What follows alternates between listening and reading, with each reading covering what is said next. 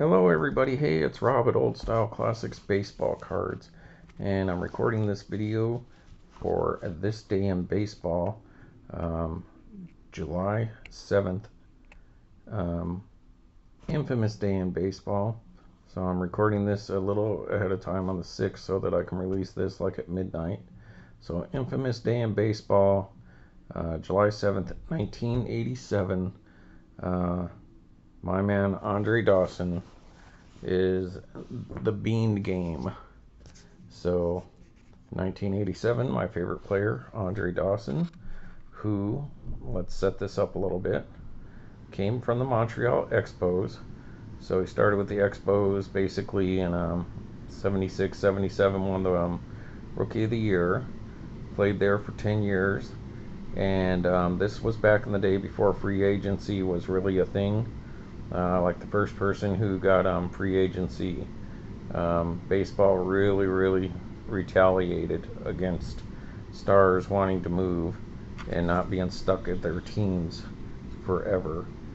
And well, Andre Dawson played 10 years, all stars, multiple voting for the MVP, Rookie of the Year, and all that stuff. And Montreal did not want to pay him what he was asking for, which was like $1 million or something like that, or a couple million. And so they refused, and were going to hold out and try to get him to re-sign. Now, it's been proven later in court that Major League Baseball, all the teams and owners, colluded against the free agents, because that had recently been broken in the 70s. I believe either late 60s or the 70s. The clause that kept you on your team forever. All you would have to do to break that clause was you were guaranteed that you would, if you wanted to play, they would be able to sign you the next season after your contract was up. Well, if you just said, "Oh, I'll sit out the season and then I'll sign somewhere else," they could no longer just control you forever. And so anyways, by the 80s, Major League Baseball teams were colluding against the Stars, and one of the first big cases was Montreal basically told Andre Dawson, even though you're our top player, you're not going to get paid. You're just going to get whatever we say.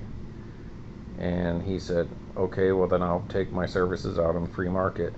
Turns out all the Major League Baseball teams colluded and said they refused to sign him or any other team's big star. So all the teams rejected his offer to come, play for them. But he really wanted to go to Chicago on the Cubs because he wanted to play day games and on the grass field. And he knew that he would never get a chance winning like an MVP playing up in Canada at the time because there's no coverage up there. He was like runner-up a few times, and just wasn't getting the any kind of attention up there. And he was breaking down his body playing on the concrete with just a rug over it that was Olympic Stadium.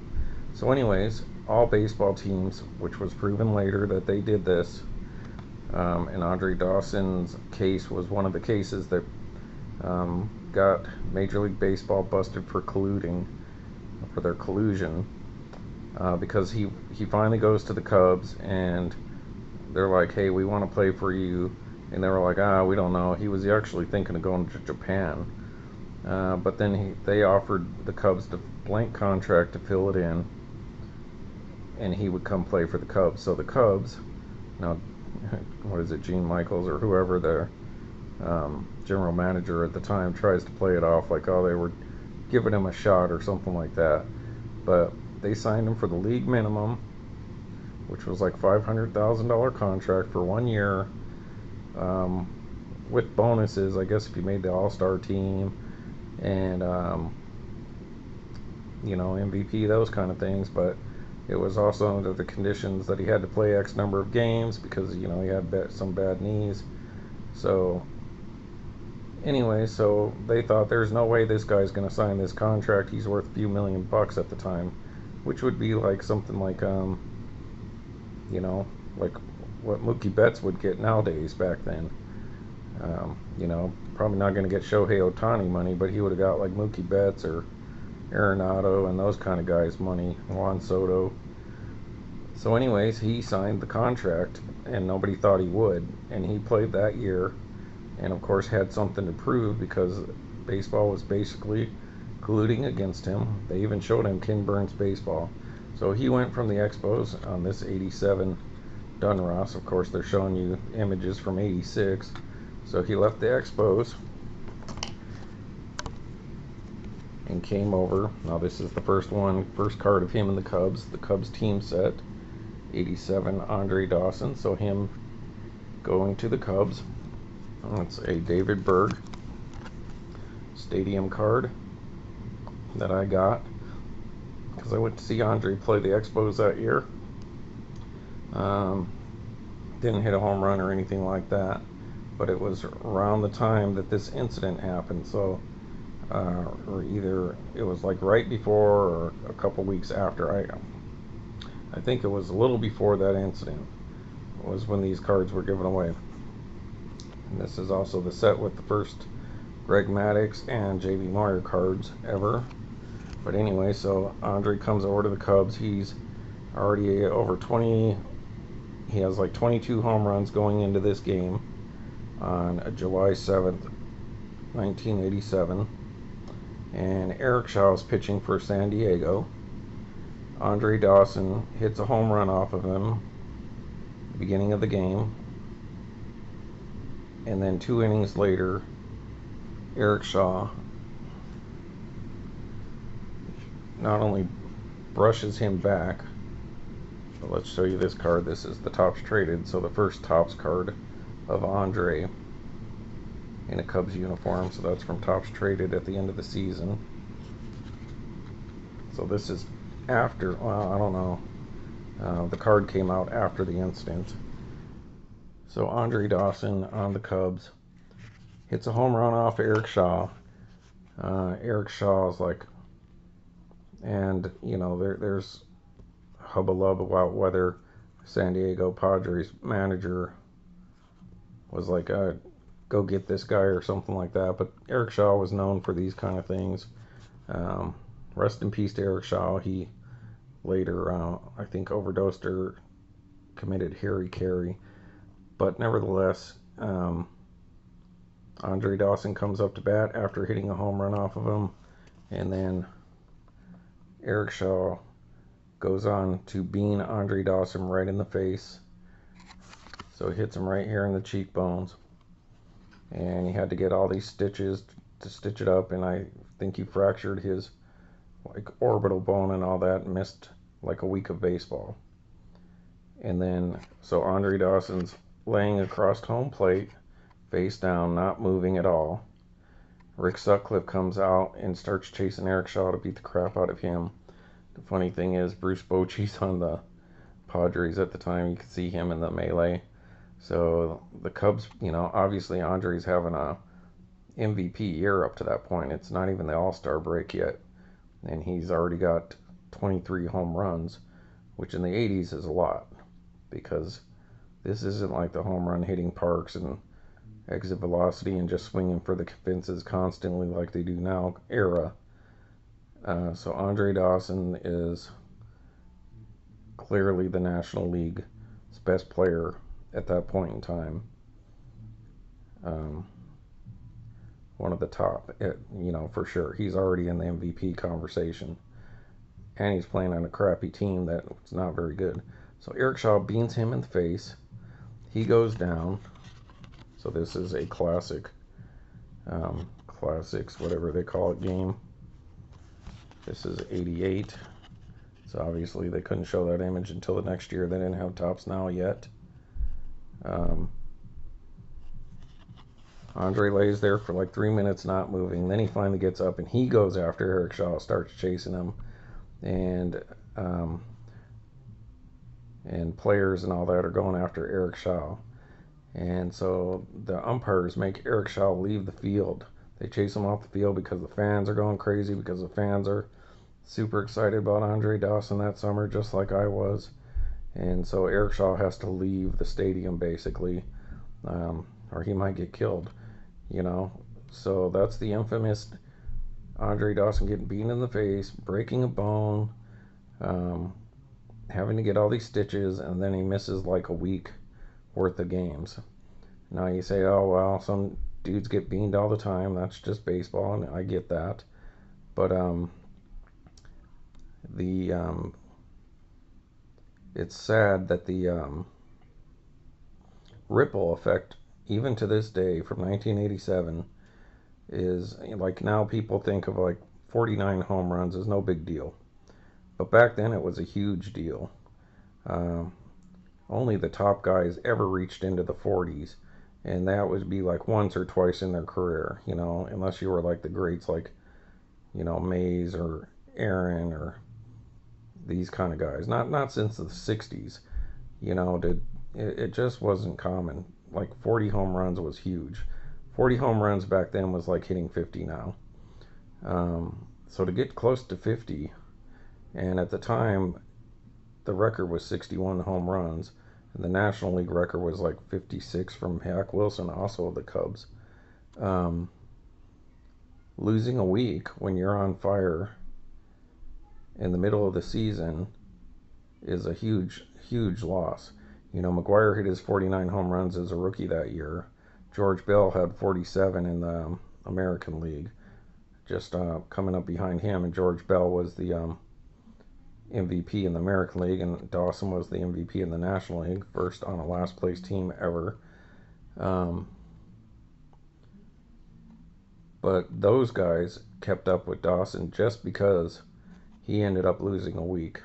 So I say if you go look at his stats and home runs per at bat and how many he probably would have had for the time that he missed that season, he clearly would have been in the 50 home runs. You know, maybe he had a 53, maybe 55, and maybe had he gotten to that point where he was in the 50s, maybe being on a last place team, the managers might have said, okay, well, we're not going to sit you any games, and we want you to just go for the fences or something like that. Make a run at it, Andre. Um, he had 137 RBIs, 49 home runs, just an epic season. Now, that may not sound like a whole lot today, but if you go back in time and if you lived through that era, you'd understand what could have been. And then, of course, Andre ends up with 438 home runs in his career. You know, maybe he's closer to 450 or more, you know, because he had 12 knee surgeries while he played. So all those games he missed, all the games he missed because of the 2 strikes that happened during his career. Not playing in the American League that had the designated hitter, you know, with, you know, similar players at the time like Dave Winfield and Eddie Murray, played lots of years in the American League, getting the advantage of the the DH, to pad their stats. He only played 2 years with Boston and then went to Florida. So it's one of those situations, what could have been, like your peak season, what could have been, just like Mickey Mantle in 1961. What could have been if Mickey Mantle hadn't had his injuries and all that stuff? You know, would he have been able to keep up with Roger Maris? But he got injured, so there's a lot of what could have beens with Mickey Mantle. And I give to you what could have been in 1987 had Dawson not get beamed in the face that one day.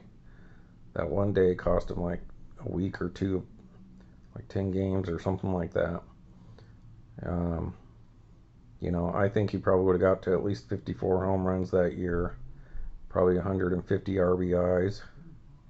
That would have been one of the greatest seasons for a National League player in like 30 plus years or something like that. So, anyways, there's the infamous Andre Dawson getting beamed in the face.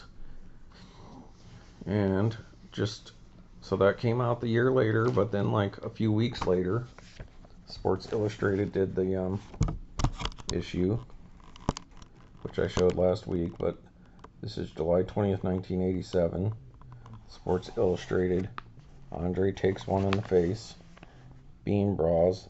Headhunting wars gets ugly because just a few hours later there was another incident in another game where a big brawl broke out. So I got this page bookmarked, and got some Lee Smith photos and stuff that I'll show someday. Alright, so it's war out there. Pitchers are throwing high and tight, and the hitters aren't taking it lying down. So there's old Eric Shaw, the one who plunked Andre Dawson that day. And there's Rick Sutcliff going after him. There's Crucky right there. And then, of course, please don't read that, folks, because I don't own the rights to redistribute that. There's Andre on the ground with Sutcliff.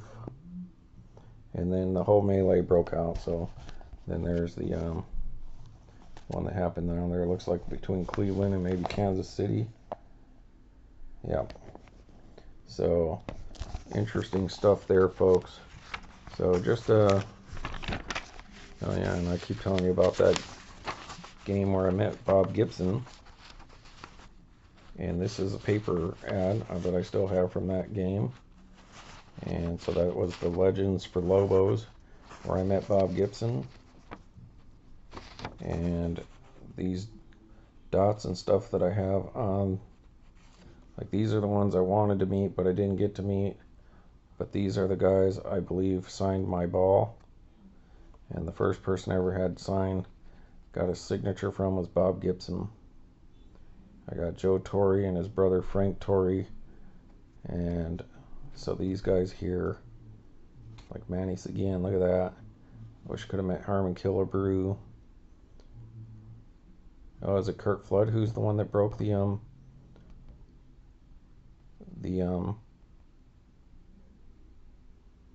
clause that created free agency? Might be. So they colluded against players after Kurt Flood. I believe he's the one that was able to break that. You got Bobby Bonds. Look at all these guys that were there. So that was from October 1988.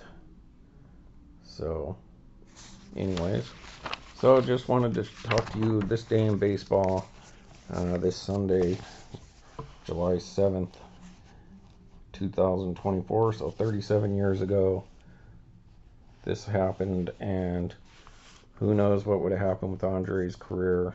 Maybe he could have made a push for the 60, 61 home runs. Had he got into the 50 home runs that year and been the first National Leaguer to do it in however many years it had been, maybe he wouldn't have had to wait till 2010 to make the Hall of Fame, you know, because he had an epic season, but that magical number 50 back then was a huge deal, just like the magic number of 500 home runs is a huge deal now. So maybe Andre wouldn't have had to wait so long to get in the Hall of Fame. So that's the ripple effect that I'm talking about. Who knows how much closer he could have got to 500. But regardless of that, who knows how close to 60 home runs he could have got that year. Anyway, so that's the, I got to see him play that summer. It was right around this time. And so there we go. So in honor of my man Andre Dawson, there's a special episode of Old Style Classics baseball cards. So, alright everybody, thanks.